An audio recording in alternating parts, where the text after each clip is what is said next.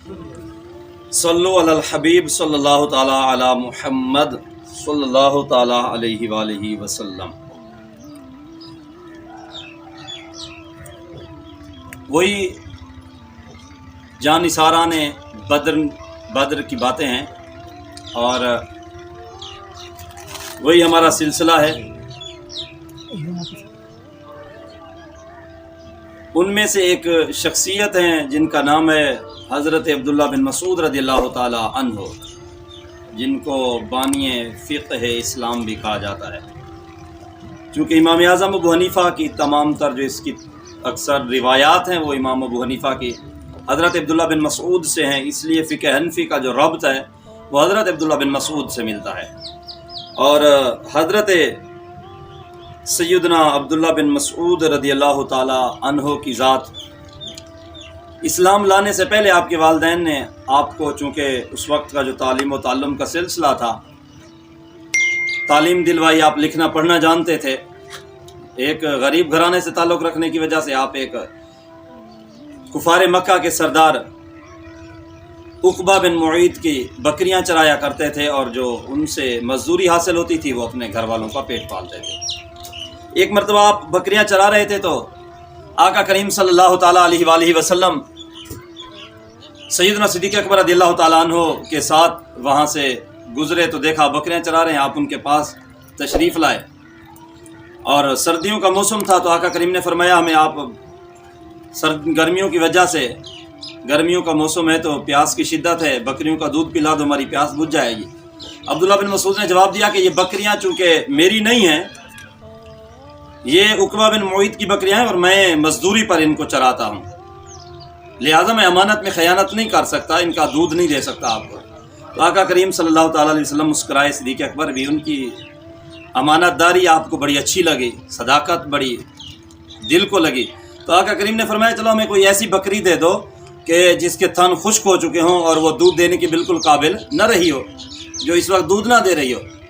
تو عبداللہ بن مسعود نے عرض کی کہ وہ بغیر دودھ والی آپ کے کس کام کی؟ آقا کریم نے فرمایا آپ دو تو صحیح۔ اس نے نشاندہی کی، آقا کریم صلی اللہ تعالی وسلم نے دست رحمت پھیرا تو اس نے دودھ دے دیا، آقا کریم نے نوش فرمایا، صدیق اکبر نے اور عبداللہ بن مسعود کو بھی پلایا۔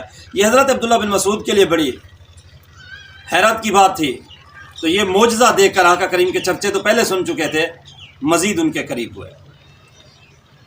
وہ دن ختم ہوا، بکریاں پہنچائیں عقبہ بن معیط کے پاس، اور اگلے دن آقا کریم صلی اللہ تعالی وسلم کی تلاش میں نکل پڑے، اور یوں آقا کریم کی بارگاہ میں پیش ہو کر آپ نے اسلام قبول کیا۔ آپ کو السابقون الاولون کی فہرست میں داخل ہونے کا شرف حاصل ہے کہ آپ سب سے پہلے جو 6 ایمان لانے والی ہستیاں ہیں ان میں شمار ہوتا ہے آپ کا۔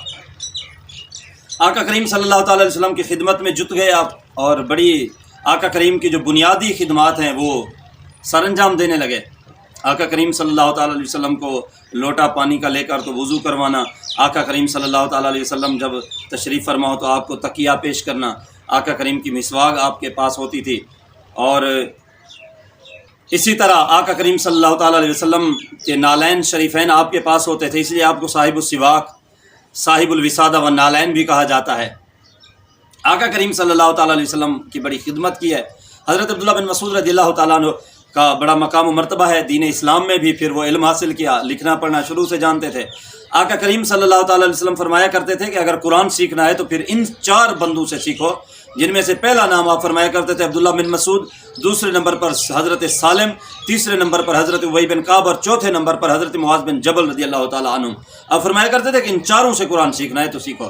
آپ بہترین قاری بھی تھے، بہترین مفتی بھی تھے، بہترین مجتہد بھی تھے، اور زبردست خطیب بھی تھے۔ آقا کریم صلی اللہ تعالی علیہ وسلم کی بارگاہ میں آپ کا بڑا مقام و مرتبہ تھا۔ حضرت عبداللہ بن عمر رضی اللہ تعالیٰ عنہ کے سامنے آپ کا ذکر آتا تو آپ فرمایا کرتے تھے مجھے بڑی محبت ہے عبداللہ بن مسعود کے ساتھ۔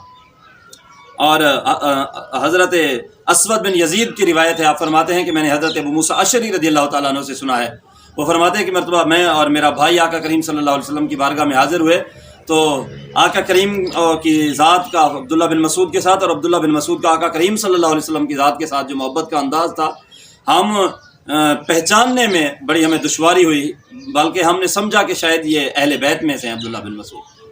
تو آقا کریم صلی اللہ تعالیٰ علیہ وسلم کے بڑے جانثار صحابی ہیں، اور آقا کریم صلی اللہ تعالیٰ علیہ وسلم کے ساتھ رہے ہیں، تمام غزوات میں آپ پیش بھی رہے ہیں۔ सैकड़ों ताबईन ने आपसे इक्तसाब फैज़ भी हासिल किया है।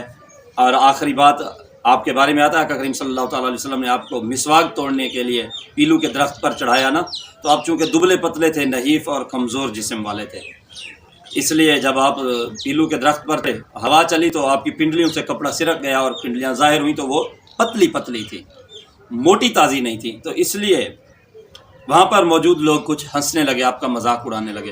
तो आका करीम सल्लल्लाहु ताला अलैहि वसल्लम ने फरमाया कि तुम मजाक उड़ाते हो इन पिंडलियों को देखकर, जबकि तुम नहीं जानते कि मीज़ान अमल में इनका वज़न उहद पहाड़ से भी ज़्यादा है। वो हज़रत अब्दुल्लाह बिन मसूद की ज़ात। अल्लाह करीम की ज़ात हमें उन जैसा तकवा नसीब करे, अल्लाह करीम हमें उनका पैरोकार बनाए, अल्लाह करीम हमें इन सहाबा और अहले बैत की सीरत पर अमल करने की सआदत नसीब करे। आमीन सुम्मा आमीन।